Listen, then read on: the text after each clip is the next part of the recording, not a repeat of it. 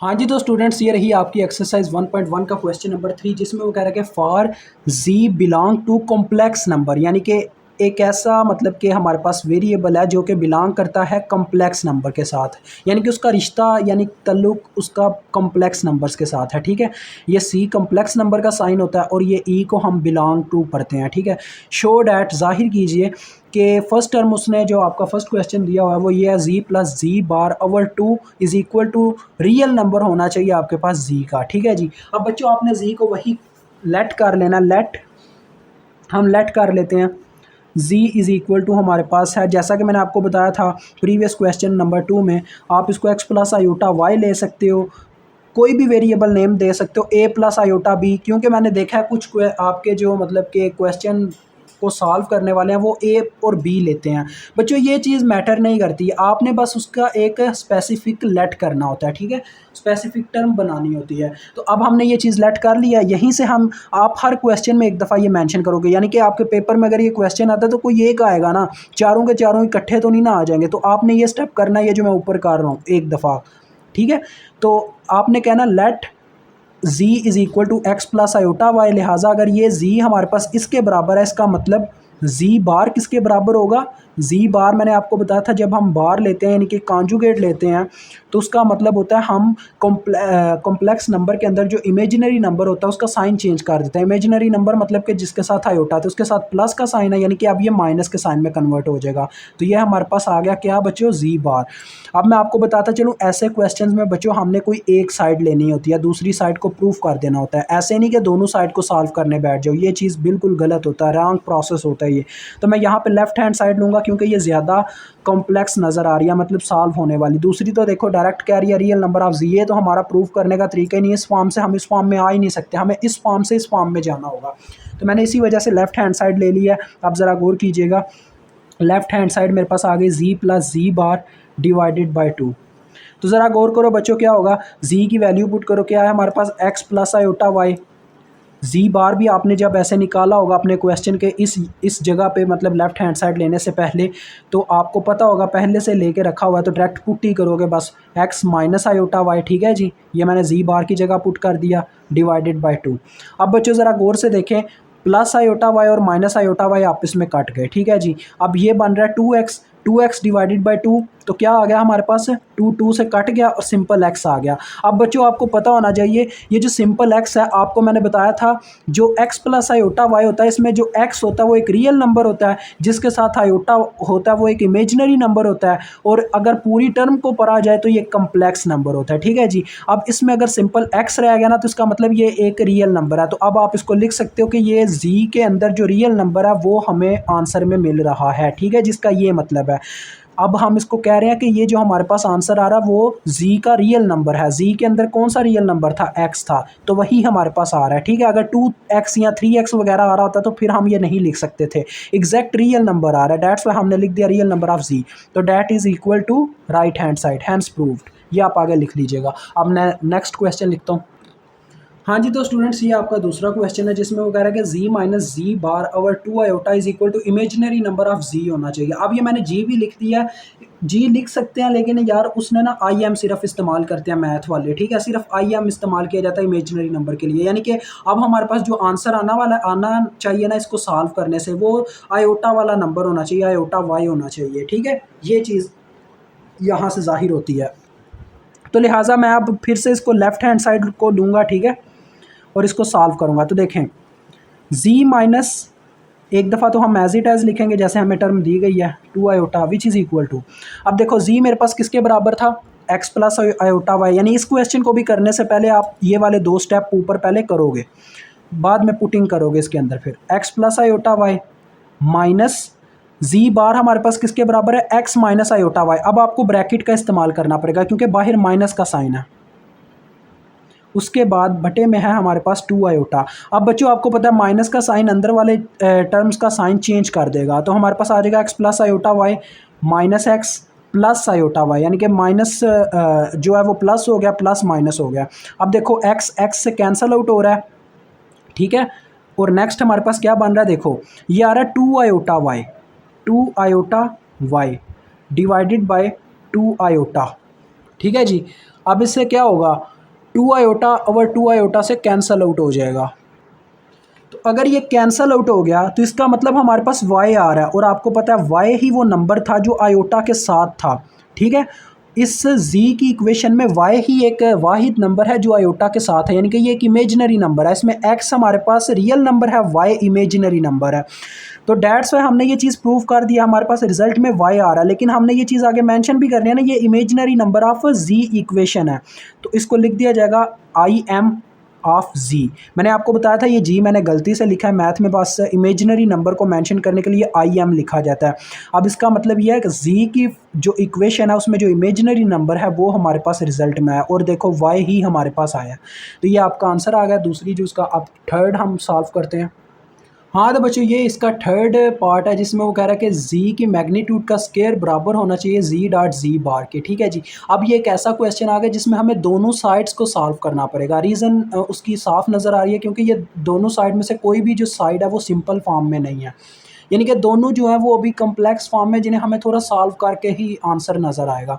That's why आप क्या करोगे, पहले तो आप ये करो कि लेफ्ट हैंड साइड को थोड़ा सिंप्लीफाई कर लो, फिर राइट हैंड साइड को सिंप्लीफाई करके उनको इक्वेशंस का नाम दे के प्रूव करो। ठीक है, पहले नंबर पे मैं आपको लेफ्ट हैंड साइड सॉल्व करके बताने लगा हूँ। देखो लेफ्ट हैंड साइड बच्चों z की मैग्नीट्यूड का मतलब है, मैग्नीट्यूड कैसे ली जाती है मैं आपको बताता हूँ। आपके पास ये जो मैग्नीट्यूड है ना, मैग्नीट्यूड सॉरी ये जो आपके पास इक्वेशन है ना z की, इसमें ये जो नंबर है इसमें हम क्या करते हैं, इसकी जब मैग्नीट्यूड अगर मैं लेना चाहूँ z की तो इस तरह से लूँगा, z की magnitude is equal to under root of इसकी जो मतलब कि रियल नंबर है उसका स्केयर प्लस इसका जो इमेजिनरी नंबर है आयोटा के बगैर उसका स्केयर। ठीक है जी, आयोटा के बगैर जो नंबर उसका मौजूद है ना उसका स्केयर, ऐसे अंडर रूट की फॉर्म में। ये इसकी मैग्नीट्यूड का फार्मूला है। ठीक है, जिसको आपको याद रखना पड़ता है, यानी कि बगैर इसकी मतलब आयोटा के हम क्या करते हैं, अंडर रूट इंटू एक्स का स्केयर प्लस वाई का स्केयर। अब ये आपने वैसे भी स्टडी किया होगा, आपको मैं थोड़ा बहुत ना इसका ज़रा जहन में बिठाने का तरीका बताता हूँ। आज तक मैंने ये बच्चों मैग्नीट्यूड निकालने का तरीका जो याद रखा हुआ है ना, वो बेस करता है मेरे ट्रिग्नोमेट्रिक फंक्शंस के, जो आपने इक्वेशन देखी होगी फिसागोरस थ्योरम की।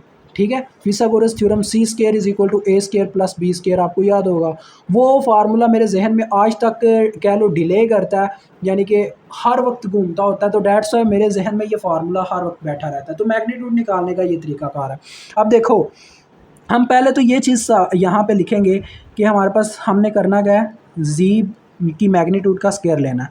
अब हम उसको बताएंगे कि z की मैग्नीट्यूड क्या क्या चीज़ है हमारे पास। z की मैग्नीट्यूड यानी बराबर होगी उसके रियल नंबर का स्केयर प्लस उसके इमेजिनरी नंबर का स्केयर होल का अंडर रूट, ये इसका मैग्नीट्यूड हो गया। और आगे उसने यहाँ पे क्या दिया हुआ इक्वेशन में, मैग्नीट्यूड का भी स्केयर, तो मैग्नीट्यूड का ऐसे स्केयर आ गया। ठीक है जी, ये मैग्नीट्यूड थी, उसका आगे स्केयर आ गया। देखो मैग्नीट्यूड सिर्फ इतना पार्ट था, आगे उसका स्केयर हमारे पास ये है। तो नेक्स्ट हमारे पास क्या होगा, इस स्केयर की वजह से स्केयर रूट कैंसल आउट हो जाएगा और सिंपल आ जाएगा x square plus y square.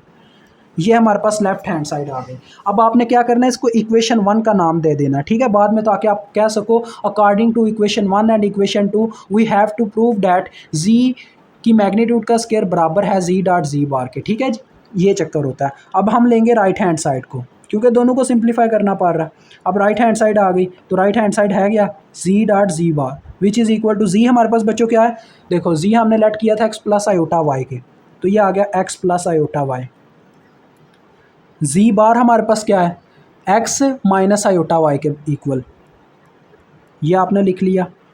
अब आपको पता है इसमें क्या हो रहा है, आपस में ये नंबर्स मल्टीप्लाई हो रहे हैं। वैसे तो मैं आपको याद दिलाता हूँ, जिन बच्चों को याद है वो तो बहुत अच्छी बात है। आपको याद होगा a plus b into a minus b बराबर होता है a square minus b square के। ये चीज़ आप ऑलरेडी मैथ में स्टडी कर चुके हुए हो, ये एक फार्मूला होता है।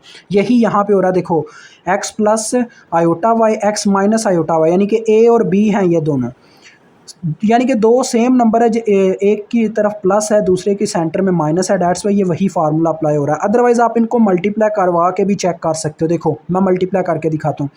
एक्स पहले इन दोनों से मल्टीप्लाई होगा, पहले एक्स इससे मल्टीप्लाई हुआ था, हमारे पास आ गया एक्स का स्केयर, फिर एक्स इसके साथ मल्टीप्लाई हुआ तो आ गया माइनस आयोटा एक्स वाई। ठीक है जी, अब आयोटा वाई की बारी आई है मल्टीप्लाई होने की, तो देखो प्लस आयोटा वाई, पहले एक्स से मल्टीप्लाई हुआ तो हमारे पास आ गया प्लस आयोटा एक्स वाई, फिर plus iota y minus iota y से मल्टीप्लाई हुआ तो देखो माइनस, ठीक है, ये माइनस आया और आयोटा वाई का स्केयर आ गया, आयोटा वाई होल का इस तरह से स्केयर आ गया, क्योंकि दोनों सेम टर्म है। अब नेक्स्ट स्टेप में क्या होगा, देखो एक्स स्केयर, ये देखो ये दोनों सेम टर्म्स हैं लेकिन माइनस का और प्लस का साइन होने की वजह से आपस में कैंसिल आउट, और ये सेंटर में माइनस है। और यहाँ पे देखो हमारे पास क्या बन रहा है, ज़रा गौर करो, आयोटा का स्केयर और वाई का square, iota square y square. और आप ये चीज़ जानते हो आयोटा स्केयर बराबर होता है -1 के। जब ये मैं -1 यहाँ पे पुट करूँगा, वो -1 बाहर वाले माइनस को प्लस कर देगा और फाइनली आपके पास आ जाएगा x square plus y square. आप इसको इक्वेशन 2 का नाम दोगे और नीचे लिखोगे left hand side is equal to right hand side, hence proved. ठीक है जी, यहाँ पे आप एक दफ़ा ऐसे साथ में मेंशन भी कर दीजिएगा, जैसा कि हम जानते हैं आयोटा स्केयर बराबर होता है -1 के। अब हम इसका चौथा पार्ट भी करते हैं। तो हाँ, तो स्टूडेंट्स ये इसका चौथा पार्ट है, जिसमें देखो वो हमें कह रहा है कि 1/z बराबर होता है z/z की मैग्नीट्यूड के स्केयर के। ठीक है जी, अब इसमें ये जो टर्म साइड है ना, लेफ्ट हैंड साइड, ये काफ़ी सिंपल फॉर्म है, इसको हम बना सकते हैं इस फॉर्म से। ठीक है जी, यानी हमें राइट हैंड साइड लेनी होगी जिससे हम सॉल्व करके इस फॉर्म में लेके आ सकते हैं। तो देखो ये मैं ले रहा हूँ राइट हैंड साइड को, तो राइट हैंड साइड क्या है हमारे पास, z/z की मैग्नीट्यूड का स्केयर। अब बच्चों ये z बार भी आप जानते हो किसके बराबर है हमारे पास, क्योंकि हमने ये पहले सॉल्व करके आपको बता दिया x माइनस आयोटा वाई के। तो ये आपके पास आ गया x minus iota y divided by z की मैग्नीट्यूड का स्केयर भी हमने आपको फाइंड आउट करके दिखाया अभी इस टर्म में। तो देखो वो क्या आता है, x square plus y square. इसमें आपने एक दफ़ा करना है, ये काम आपका करने वाला आपने करना ही करना है। लेकिन मैं क्यों ऐसे सॉल्व का यानी कि डायरेक्ट पुट कर रहा हूँ ताकि टाइम वेस्ट ना हो, आपको मैंने करके दिखा दिया क्यों ऐसे आता है हमारे पास। आपने वो सारे स्टेप यहाँ पर दोबारा करना है, यहाँ से यानी स्टार्ट करना है, जी की मैग्नीट्यूड के स्केयर का पार्ट यहाँ से स्टार्ट करना है, यहाँ तक इस क्वेश्चन में करना ही करना है। तो क्या आता है, x square plus y square आ जाता है। अब बच्चों असल में ना इस फॉर्म को थोड़ा हमें सिंप्लीफाई करना होगा। वो कैसे कर सकते हैं मैं आपको बताता हूँ। देखें, असल में हमारे पास यहाँ पे एक्स माइनस आयोटा वाई मौजूद है ना, तो जब ऐसी कोई टर्म ऐसे बटे की फॉर्म में ऐसे फॉर्म्स पर ही होती है ना, तो इमेजिनरी नंबर का जो मतलब कि हमारे पास कम्प्लेक्स नंबर होता है उसके हम कॉन्जुगेट से मल्टीप्लाई और डिवाइड करके उसको सिंप्लीफाई करते हैं, जैसे मैंने क्वेश्चन नंबर 1 में आपको करके दिखाया था। तो ये हमारे पास इसमें कम्प्लेक्स नंबर पर हुआ एक्स माइनस आयोटा वाई, तो इसका कॉन्जुगेट बच्चों क्या होगा, कॉन्जुगेट मीन्स इसका बार, तो इसका बार क्या होता है, एक्स प्लस आयोटा वाई, यानी कि इसका साइन चेंज हो जाएगा। मुझे इसका मतलब मुझे इसको इसके कॉन्जुगेट से मल्टीप्लाई और डिवाइड करना होगा ताकि ये थोड़ा सिंपल फॉर्म में जा सके उस फॉर्म में ले जाने के लिए। तो देखो होगा, मैं आपको गारंटी देता हूँ उस फॉर्म में होगा ये। देखें अब ये मल्टीप्लाई होने लगे आपस में। बच्चों नीचे वाली टर्म्स को कुछ नहीं करना, ऊपर ही छेड़छाड़ करनी है। बताता हूँ क्या क्यों। देखो ये ऊपर क्या फॉर्म बन गई है, आपस में अगर मल्टीप्लाई होता है तो ऊपर ऐसे आ गया एक्स माइनस आयोटा वाई और दूसरी साइड पे आ गया एक्स प्लस आयोटा वाई। ठीक है जी, और नीचे हमारे पास ऐसे ही नंबर्स आ गए x square plus y square, यानी कि हमने किसी को भी छेड़ा नहीं है, मल्टीप्लाई नहीं करवाया, बस इकट्ठा कर लिया इनको, एक्स प्लस आयोटा वाई। अब ऊपर मल्टीप्लिकेशन करवाओ, देखो मल्टीप्लिकेशन होने लगी है। एक्स पहले एक्स से मल्टीप्लाई हुआ तो हमारे पास आ गया एक्स का स्केयर, फिर एक्स इससे मल्टीप्लाई हुआ तो ये आ गया आयोटा एक्स वाई। अब इसकी बारी माइनस आयोटा वाई एक्स से मल्टीप्लाई हुआ तो ये आ गया माइनस आयोटा एक्स वाई। फिर ये माइनस आयोटा वाई इससे मल्टीप्लाई हुआ तो ये आ गया माइनस आयोटा का स्केयर वाई का स्केयर।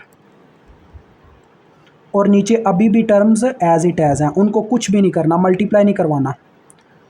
उसकी रीज़न बच्चों आपको समझ आ जाएगी, क्योंकि जब आप इसमें एक्सपर्ट हो जाओगे ना तो आपको वैसे ही नज़र आ रहा होगा आपका आंसर कैसे आ सकता है। अब जैसे मुझे वैसे ही पता चल गया हुआ है कैसे आने वाला है, ये कैंसिल आउट हो गए। अब देखो आयोटा स्केयर आपको पता है -1 के बराबर होता है, तो -1 जो है वो इस माइनस को प्लस कर देगा, तो डेट्स वाई हमारे पास आ जाएगा x square plus y square divided by x square plus y square into x plus iota y. अब ज़रा बच्चों गौर करो, ये आपस में कैंसिल आउट हो गए, ऊपर 1 रह गया और नीचे ज़रा गौर कीजिएगा एक्स प्लस आयोटा वाई हमारे पास किसके बराबर होता है, ये हमने शुरू में लेट किया था z is equal to x plus iota y. तो नीचे एक्स प्लस आयोटा वाई मौजूद है जो कि हमारे पास z के बराबर होता है, तो ये z आ गया इसकी जगह। और यही चीज़ आपने प्रूव करनी थी, 1/z बनाना था अपनी राइट हैंड साइड का, तो आप साथ ही इसको लिख दोगे is equal to left hand side, hence proved. आपका ये क्वेश्चन भी होता है यहाँ पे सॉल्व्ड।